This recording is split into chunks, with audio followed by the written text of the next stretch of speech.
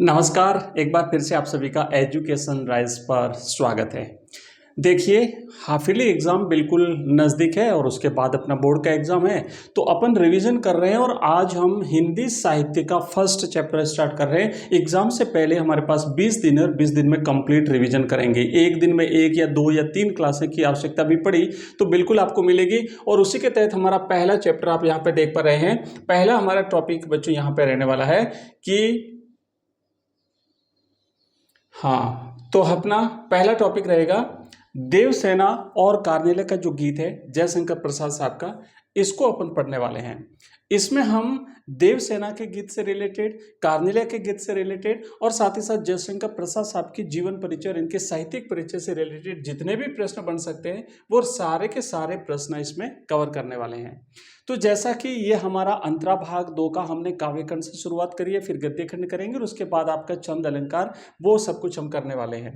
तो थोड़ा सा एक बार इस पिक्चर को देखेंगे तो आपको पिक्चर देख के समझ में आ जाएगा कि जयशंकर प्रसाद साहब की 2 टॉपिक, 2 कविताएं हमारे सिलेबस में है। एक है देवसेना का गीत, आप देख पा रहे हैं जैसे ये देवसेना है और देवसेना का गीत प्रसाद साहब के स्कंदगुप्त नाटक से लिया गया है, ये आपको याद रखना है। स्कंदगुप्त नाटक से लिया गया है और कार्नेलिया का गीत जो है वो चंद्रगुप्त नाटक से लिया गया है। कार्नेलिया जो है वो सिंधु नदी के किनारे एक वृक्ष के नीचे बैठी हुई है। प्राकृतिक जो मनोरम दृश्य सुबह का दिखाई दे रहा है भारत का, उसको देख करके अभिभूत होकर के भारत की प्राचीन गौरवशाली परंपरा को देख करके उसके बारे में ये बखान कर रही है। और एक तरफ आप देख रहे हैं देवसेना जो कि जीवन भर इसने स्कंदगुप्त का इंतजार किया और अंत में उसके पास केवल रोना बचा है, तो उसी को वो अपने जीवन पर दृष्टिपात करते हुए उसी को अभिव्यक्त कर रही है। तो ये सारी चीजें जो है वो नॉर्मली आपको याद करनी है।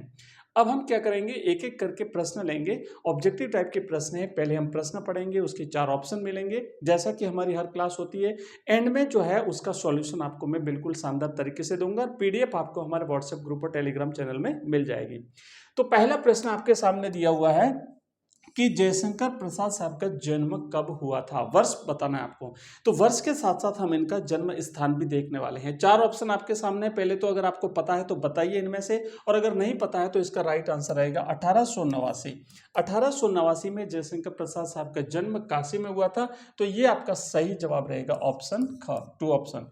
ठीक है, जयशंकर प्रसाद का जन्म 30 जनवरी 1889 को उत्तर प्रदेश के वाराणसी, जिसे हम काशी भी कहते हैं या जिसे बनारस भी कहते हैं, हुआ था। और वे हिंदी साहित्य के छायावाद के 4 जो प्रमुख कवि हैं उनमें से एक हैं। आपको याद होगा छायावाद के 4 प्रमुख जो कवि हैं या आधार स्तंभ जिनको हम कहते हैं, या फिर जिनको हम आधार स्तंभ कहते हैं, इसमें प्रसाद, पंत, निराला और वर्मा। ठीक है ना, हम बार बार आपको इन चीजों को याद दिलाते रहेंगे ताकि आपको याद हो जाए। नेक्स्ट प्रश्न दूसरा है, जयशंकर प्रसाद का देहांत किस वर्ष हुआ था। मैं थोड़ा फास्टली चलूंगा क्योंकि ये रिवीजन क्लास है, ज्यादा से ज्यादा प्रश्न हम कम से कम समय में करने हैं, लेकिन कंप्लीट पढ़ेंगे। ऐसा नहीं है कि जब फास्ट चलने से मैं कुछ चीजें छोड़ दूंगा, मैं डिटेल में आपको सारी चीजें क्लियर करूंगा। तो ऑप्शन 1 है 1935, 1936, 1937 या 1940। तो सही जवाब 1937 रहेगा बच्चों, ये रहा ऑप्शन सी। ऑप्शन सी है, प्रसाद जी का निधन 15 नवंबर 1937 को वाराणसी में हुआ था। जन्म भी इनका हुआ था 30 जनवरी 1989 को वाराणसी यानी काशी में हुआ था, और इनका निधन भी जो है वो 1937 1889 है, ये 1889 है ना, 1889 और 1937 में। ठीक है, ये इस तरीके से देखो, अगर लिखा ना तो ये हमारा कंफ्यूज हो गया, कंफ्यूजन जो है वो दूर हो गया, नहीं तो कंफ्यूजन रहता है कई बार। 1889 में जन्म, 1937 में इनकी मृत्यु भी काशी में हुई थी। काशी जो बनारस जो भगवान शिव की नगरी है ना, इनके निधन ने हिंदी साहित्य जगत ने एक महान कवि, एक महान नाटककार और एक महान चिंतक को खो दिया था। अगला क्वेश्चन देखो तीसरा, प्रसाद जी ने स्कूली शिक्षा कहाँ तक प्राप्त की थी। मैं पहले ही बता दिया कि ये जो हमारी क्लास रहेगी इसमें टोटल हम 50 एमसीक्यूज करने वाले हैं, और इन 50 एमसीक्यूज में जितने भी कवि परिचय से रिलेटेड प्रश्न हैं, जितने हमारे इससे कविता से रिलेटेड हैं, जितने भी हमारे जो है वो और भी जितने प्रश्न बन सकते हैं वो सारे, और विशेष करके जो पिछली परीक्षाओं में पूछे गए हैं, जो पिछली परीक्षाओं में पूछे गए हैं ज़्यादातर वो वाले प्रश्न हमने लिए हैं, बार बार जो पूछे जा रहे हैं। डायरेक्टली प्रश्न कवि परिचय से पूछा जा रहा है और बच्चे कवि परिचय पढ़ते नहीं है, छोड़ देते हैं, या फिर नॉर्मली ये कवि परिचय सिर्फ 2 नंबर का याद करते हैं ताकि उनका 2 नंबर कवर हो जाए, बट प्रश्न यहाँ से भी बनते हैं, तो इन चीज़ों को भी आपको ध्यान रखना है। तो 5वीं कक्षा तक, 10वीं तक, 8वीं तक या फिर स्नातक तक पढ़ी थी। तो बच्चों इन्होंने 5वीं कक्षा तक औपचारिक शिक्षा प्राप्त करी थी। आर्थिक संकट और पारिवारिक कारणों से प्रसाद जी नियमित पढ़ाई आगे नहीं कर पाए थे। उन्होंने केवल 5वीं तक औपचारिक शिक्षा ग्रहण की थी। उसके बाद इन्होंने स्वाध्याय के द्वारा यानी स्वयं अध्ययन करके बहुत सारी भाषाएं, बहुत सारे विषयों का अध्ययन जो वो इन्होंने किया था, जो हम इनका लास्ट में एक प्रश्न करेंगे कवि परिचय, कवि का साहित्यिक परिचय, तो वहां पर आपको ये टोटल हम इसमें आप देख लेंगे इनके कौन कौन सी चीजें थी। नेक्स्ट प्रश्न देखो, स्वाध्याय के द्वारा प्रसाद जी ने किन भाषाओं का गहन अध्ययन किया था? ऑप्शन ए के हिंदी पाली अंग्रेजी, संस्कृत पाली उर्दू अंग्रेजी, मराठी संस्कृत अंग्रेजी, या हिंदी बांग्ला और संस्कृत। तो बच्चों राइट आंसर यहाँ पे रहने वाला है हमारा ख। इसमें संस्कृत भी थी, पाली थी, उर्दू थी और अंग्रेजी थी। हिंदी का नाम इसमें इसलिए नहीं है क्योंकि उस समय हिंदी का विकास नहीं हुआ था, हिंदी का विकास बाद में हुआ था। तो बाकी सारी चीजें याद रखनी है। संस्कृत जो कि मूल भाषा है, समस्त भाषाओं की जननी हमारी संस्कृत भाषा है। संस्कृत के बाद में फिर धीरे धीरे अपभ्रंश भाषाओं का विकास होता है, जिसमें एक पाली आती है। अपभ्रंश से फिर आगे बढ़ते हैं तो पाली आती है। उसके बाद अगर हम बात करें हमारे आधुनिक काल से थोड़ा सा पहले हमारे भारत में, जो विशेष करके जब मुगलों का शासन था, तो उस समय उर्दू यहाँ पे काम में ली जा रही थी और उसके बाद अंग्रेज आए थे तो अंग्रेजी भी हमारे यहाँ पे चल रही थी। तो इस प्रकार की ये भाषाएं जो है वो इन्होंने पढ़ी थी। प्रसाद जी ने अपनी लगन और स्वाध्याय से इन भाषाओं का गहन ज्ञान प्राप्त किया था। यह ज्ञान उनकी रचनाओं में शास्त्रीयता और विविधता का प्रमाण देता है। नेक्स्ट देखो, अगला हमारा 5वां प्रश्न है कि प्रसाद जी इतिहास के अतिरिक्त किन विषयों के प्रकांड विद्वान थे? क्योंकि इतिहास के प्रकांड विद्वान थे, ये इस बात का प्रूफ है कि इन्होंने जितने भी नाटक लिखे हैं, जितने भी इन्होंने उपन्यास लिखे हैं, वो विशेष करके हमारे प्राचीन भारत के जो पौराणिक नाटक रहे हैं उन पर आधारित है और एक प्राचीन भारत की गौरवशाली परंपरा को ये दिखाते हैं। जैसे इनके कुछ नाटकों के नाम आपको अगर याद हो कि जैसे अजात शत्रु है, चंद्रगुप्त है, स्कंदगुप्त है, ध्रुव स्वामिनी है, राजश्री है, तो ये सारे के सारे पौराणिक पात्र है और इन्हीं पात्रों के नाम के आधार पर इन्होंने नाटक लिखे हैं। तो हम कह सकते हैं कि इनको इतिहास का बड़ा अच्छा ज्ञान था। लेकिन इतिहास के साथ साथ और कौन कौन से विषय थे जिनका इन्हें ज्ञान था? तो आप यहां पे बता सकते हैं अर्थशास्त्र है, समाजशास्त्र है, विज्ञान है, ज्योतिष, व्याकरण, गणित है, दर्शन, धर्मशास्त्र, पुरातत्व है, या भूगोल, राजनीति और कला है। तो बच्चों सही जवाब इसका रहेगा यहाँ पे, इन्होंने जो है वो दर्शन था, धर्मशास्त्र था और पुरातत्व था। तो ग ऑप्शन जो है वो इसका राइट आंसर है। इतिहास के साथ साथ प्रसाद जी ने भारतीय दर्शन में आपको पता है ना, 6 दर्शन जिसे हम कहते हैं, 6 दर्शन, इसके बाद धर्मशास्त्र, उसके बाद पुरातत्व पर भी इनका गहरा अध्ययन था, जिससे उनके साहित्य में गहराई और वैचारिकता का पता चलता है। नेक्स्ट प्रश्न देखो, 6ठा है, प्रसाद जी की कृति कैसी थी? चंचल और मुखर, सौम्य, शांत और गंभीर, इनकी प्रकृति क्रोधी और वाचाल, तो या फिर आत्म केंद्रित और उदासीन? तो बच्चों करेक्ट आंसर इसका ऑप्शन ख रहने वाला है, सौम्य, शांत और गंभीर। वे गंभीर चिंतनशील व्यक्तित्व के धनी थे। उनके व्यवहार और लेखन दोनों में ही शांति और गहराई झलकती है। नेक्स्ट प्रश्न देखो, 10वां है, प्रसाद जी किन 2 चीजों से सदा दूर रहते थे? तो प्रसाद जी 2 चीजों से, इनका जब हम परिचय पढ़ते हैं तो साफ साफ लिखा है कि वो आत्म प्रशंसा और पर निंदा दोनों से दूर रहते थे। आत्म प्रशंसा, आत्म स्तुति और पर निंदा, ये रहा ऑप्शन ग। आत्म स्तुति और पर निंदा, पर निंदा का मतलब होता है दूसरों की बुराई करना और आत्म स्तुति का मतलब होता है स्वयं की प्रशंसा करना। तो वो इन दोनों चीजों से दूर रहते थे। वे उच्च आदर्शों के वाले व्यक्ति थे जो दूसरों की बुराई या स्वयं की प्रशंसा से हमेशा दूर रहते थे। 8वां प्रश्न है कि मूलतः प्रसाद जी किस साहित्यिक विधा के रचनाकार हैं? जैसे अलग अलग साहित्य की अलग अलग विधाएं होती है, नाटक है, कहानी है, उपन्यास है, रेखा चित्र है, संस्मरण है, बहुत सारी विधा हैं। तो इसमें से प्रसाद जी किस साहित्यिक विधा के रचनाकार थे? नाटककार थे, उपन्यासकार थे, कवि थे या फिर कहानीकार थे? तो बच्चों करेक्ट आंसर हम कह सकते हैं कि कवि थे, है ना। क्योंकि इसलिए तो इनकी हमारा जो काव्य खंड है उसमें पहली जो रचना है वो प्रसाद जी की ली हुई है, देवसेना और कार्नेले का गीत। तो आप ऐसे भी याद कर सकते हैं कि एक मुख्य रूप से एक कवि थे, बाकी इन्होंने नाटक भी खूब लिखे हैं, उपन्यास भी लिखे हैं, सारी चीजें लिखी हैं। यहाँ पे आप देखेंगे कि यद्यपि उन्होंने नाटक, उपन्यास और कहानियां भी लिखी, परंतु उनकी ख्याति एक महान कवि के रूप में हुई है, विशेष रूप से कामायनी के कारण। कामायनी इनका सर्वप्रसिद्ध इनकी रचना है, एक महाकाव्य है कामायनी, और ये जो है एक महान कवि के रूप में जाने जाते हैं, विशेष करके छायावादी युग के कवि, क्योंकि छायावाद के 4 आधार स्तंभों में से एक हैं। नेक्स्ट प्रश्न देखो, हमारा 10वां प्रश्न है कि प्रसाद साहित्य में कौन सा स्वर मुखर है। तो प्रसाद के साहित्य में प्रेम और विरह है, भक्ति और वैराग्य है, राष्ट्रीय जागरण है या रहस्यवाद है। तो बच्चों विशेष रूप से हमें यहाँ पे राष्ट्रीय जागरण का भाव देखने को मिलता है, क्योंकि आप इनकी जितनी भी रचना है देखोगे उसमें भारत की गौरवशाली परंपरा का बखान किया है, प्राचीन भारत का हमारा जो गौरवशाली इतिहास था उसी का बखान किया है। आप देखेंगे एक विदेशी महिला कार्नेलिया के मुख से भी वो भारत की प्रशंसा, भारत के लोग, भारत की संस्कृति, भारत की गौरवशाली परंपरा के बारे में बखान कर रहे हैं। तो साफ साफ कह सकते हैं कि उनके साहित्य में राष्ट्रीय जागरण का स्वर हमें मुख्य रूप से दिखाई देता है। प्रसाद जी की रचनाओं में भारत के गौरव, संस्कृति और राष्ट्र प्रेम की भावना का प्रमुख रूप से जो वो झलकती है।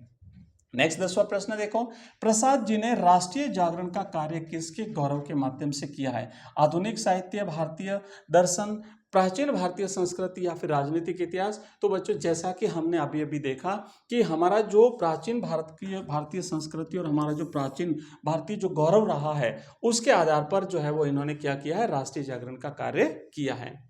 अगला क्वेश्चन देखो, अजात शत्रु किस विधा की रचना है। इनकी जो अलग अलग रचनाएं हमने देखी जिसका हमारे सिलेबस में वर्णन है, अजात शत्रु, ध्रुव स्वामिनी, राजश्री, स्कंदगुप्त, चंद्रगुप्त। तो ये क्या है, उपन्यास है, कहानी है, नाटक है या फिर निबंध है। आप सभी को पता है कि ये इनके जो 5 नाटक हैं उसमें से एक है अजात शत्रु। अजात शत्रु प्रसाद जी का एक प्रसिद्ध ऐतिहासिक नाटक है जो बौद्ध युग की पृष्ठभूमि पर आधारित है। अगला क्वेश्चन देखिए, निम्न में से कौन सा उपन्यास अपूर्ण है। इन्होंने 3 उपन्यासों का वर्णन भी हमारे सिलेबस में है। इनकी जो साहित्यिक परिचय, कवि परिचय हम पढ़ते हैं वहां पे दिया हुआ है। 3 में से इनका एक उपन्यास जो है वो अधूरा है। तो कंकाल है, तीतली है, इरावती है या चंद्रगुप्त है। तो देखो चंद्रगुप्त तो नाटक है, पहली बात तो आपको याद रखना, ये तो नाटक है और ये इनके 3 उपन्यास है। इसमें से इरावती जो है वो अधूरा रहा है, वो पूरा नहीं कर पाए हैं। तो इरावती इनका एक अधूरा नाटक है, ध्यान रखना। इरावती प्रसाद जी का अधूरा नहीं, इरावती उपन्यास है और इनका जो चंद्रगुप्त है ये नाटक है। तो इरावती इनका एक अधूरा नाटक है, उनके जीवन काल में ये पूरा नहीं हो पाया था। अगला क्वेश्चन देखो, आंधी और इंद्रजाल क्या है। नाटक है, उपन्यास है, कहानी संग्रह है या फिर कविता है। तो बच्चों ध्यान देना है कि आंधी और इंद्रजाल ये इनके कहानी संग्रह हैं। तो एक बार फिर से थोड़ा सा हल्का सा मैं आपको रिवाइज करा दूं, आगे बढ़ेंगे उससे पहले कि पहले तो इनके नाटक जो 5 नाटकों के नाम है उसमें आता है अजात शत्रु, ध्यान देना है आपको, अजात शत्रु। उसके बाद एक आता है राजश्री, फिर एक आता है चंद्रगुप्त, एक आता है इनका चंद्रगुप्त के बाद फिर स्कंदगुप्त और फिर स्कंदगुप्त और फिर एक आता है अजातशत्रु, राजश्री, ध्रुव स्वामिनी। ठीक है ना, ये ध्रुव स्वामिनी। तो ये 5 तो इनके नाटक हो गए। 3 इनके जो है वो उपन्यास है ना, 3 उपन्यास है, मैं यहाँ पे लिख देता हूँ उपन्यास। तो 3 उपन्यास कौन कौन से हैं। पहला है कंकाल, उसके बाद जो है नंबर 2 तीतली, तीतली का कंकाल, ऐसे याद रखना, तीतली का कंकाल। और तीतली कौन सी, इरावती अधूरा नाटक, इनका अधूरा उपन्यास, इरावती अधूरा उपन्यास। ठीक है, तो अब ये देखो ये नाटक हो गए 5, ये 3 उपन्यास हो गए और आंधी और इंद्रजाल जो है ये इनके कहानी संग्रह है, तो आपको याद रखना है। आइए आगे बढ़ते हैं। नेक्स्ट, कामायनी, झरना, लहर किस साहित्यिक विधा की रचना है। निबंध है, कहानी है, कविता है या नाटक है। तो ध्यान रखना, ये जो इनकी कविता है कामायनी, इनका एक सबसे बड़ी कविता है और इनकी प्रसिद्धि का प्रमुख आधार भी है। झरना है, लहर है, ये इनकी कविता है। तो अब देखो कविताएं भी हो गई, तो हमने 5 इनके नाटक देख लिए, 3 इनके उपन्यास देख लिए, 2 इनके कहानी देख ली और 3 इनकी हमने क्या देख ली, कविता देख ली। आइए आगे बढ़ते हैं। नेक्स्ट प्रश्न है हमारा 15वां, और अब हम ये कवि परिचय से रिलेटेड जितने प्रश्न बन सकते थे वो कंप्लीट हुए। 15वें प्रश्न से इनकी कविताओं से रिलेटेड प्रश्न जो देवसेना है और साथ ही साथ कार्नेलिया वहां से शुरू होते हैं। देवसेना का गीत प्रसाद के किस नाटक से लिया हुआ, मैंने आपको शुरू में ही बता दिया था जब पिक्चर बताई थी। इधर वाली देवसेना है, उधर वाली ध्रुव कार्नेलिया है, आपको ध्यान रखना है। तो जो देवसेना है ना, उसका यहाँ पे नाम हमने लिखा था स्कंदगुप्त नाटक से लिया हुआ। वो स्कंदगुप्त से प्रेम करती थी और नाटक का नाम भी स्कंदगुप्त है। आप इधर देखेंगे कि जो कार्नेलिया है वो चंद्रगुप्त से प्रेम करती है और चंद्रगुप्त नाटक से इनका जो है वो गीत लिया हुआ है। तो ये आपको याद रखना है। तो इसका सही जवाब रहेगा ऑप्शन ग, राइट आंसर स्कंदगुप्त रहेगा। देवसेना का गीत प्रसाद के प्रसिद्ध ऐतिहासिक नाटक स्कंदगुप्त से लिया गया है। अगला क्वेश्चन देखो कि देवसेना कौन थी। तो देवसेना ध्यान रखना है मालवा के राजा बंधु वर्मा की बहन थी। ऑप्शन रहेगा आपका सी ऑप्शन जो है वो राइट आंसर है। आपको ध्यान रखना परीक्षा में चारों ऑप्शन पढ़ने हैं, उसके बाद राइट आंसर बताना है। बच्चों आगे बढ़ने से पहले बता दूं कि अगर आप हमारा व्हाट्सएप ग्रुप टेलीग्राम चैनल आप ज्वाइन करना चाहते हो तो आप यहाँ पे देखेंगे कि हमारा नंबर यहाँ पे दिया हुआ है। आप इस नंबर पे हमें व्हाट्सएप मैसेज कर सकते हैं और साथ ही साथ आप हमारा जो टेलीग्राम चैनल है उसको भी ज्वाइन कर सकते हैं, जहां पे हम पीडीएफ शेयर करते हैं हमारे सारे क्लासेस, जिसमें Hindi, history, political science, geography, आपको इसी शानदार ढंग से हम पढ़ाते हैं। निश्चित रूप से आपकी हर क्लास जो है वो आपको वहां पे हमारी मिलने वाली है।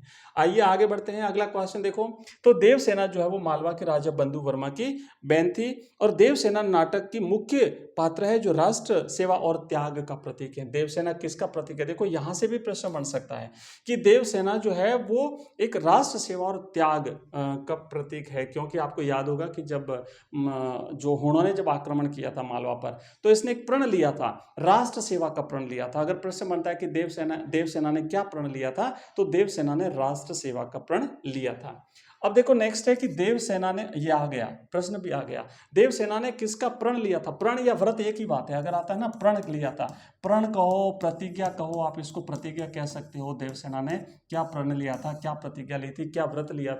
तो ध्यान रखना इसने राष्ट्र सेवा का, कोई ये मत करना स्कंदगुप्त से विवाह का प्रण लिया था, ये मत कर देना, नहीं तो गलत हो जाएगा, ध्यान रखना। ठीक है, तो ये आपका राइट आंसर रहेगा, राष्ट्र सेवा का प्रण लिया था। अपने जीवन में राष्ट्रहित में समर्पित किया, जो प्रसाद जी के राष्ट्रीय दृष्टिकोण को दर्शाता है। नेक्स्ट प्रश्न देखो, आरंभ में स्कंदगुप्त किसे चाहता था? आपको याद होगा, एक तरफ है स्कंदगुप्त, एक तरफ है स्कंदगुप्त, दूसरी तरफ जो है वहां यहाँ पे आप देखेंगे देवसेना, और इधर आप देखेंगे तो यहाँ पर है विजया। ठीक है, तो इस तरीके से, तो ये इधर, ठीक है ना, ये इस तरीके से आपको ध्यान रखना है। नेक्स्ट प्रश्न देखो, तो ऑप्शन आ गया विजया को। अगला क्वेश्चन देखो, हुणों के आक्रमण से कौन सा क्षेत्र संकट में था? तो हुणों के आक्रमण से जो है बच्चों, मगध है, दक्षिण भारत है, आर्यावर्त है या फिर तक्षशिला है। तो आर्यावर्त पर उसने आक्रमण किया था, आपको ध्यान रखना है। हुणों ने आर्यावर्त पर आक्रमण किया था ना। स्कंदगुप्त नाटक की पृष्ठभूमि हुणों के आक्रमण के समय की है, जब आर्यावर्त पर संकट था। और हम इस क्लास का अंतिम प्रश्न करेंगे। अभी 50 प्रश्न है, तो नेक्स्ट क्लास में बाकी वाले प्रश्न करेंगे।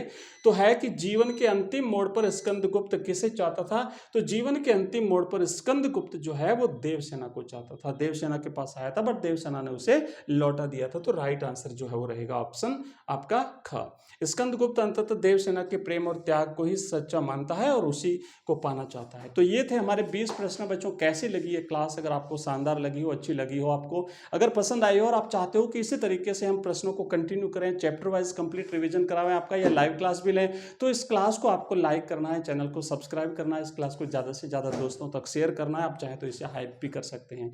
तो मिलते हैं अगले क्लास में, तब तक के लिए जय हिंद, जय भारत।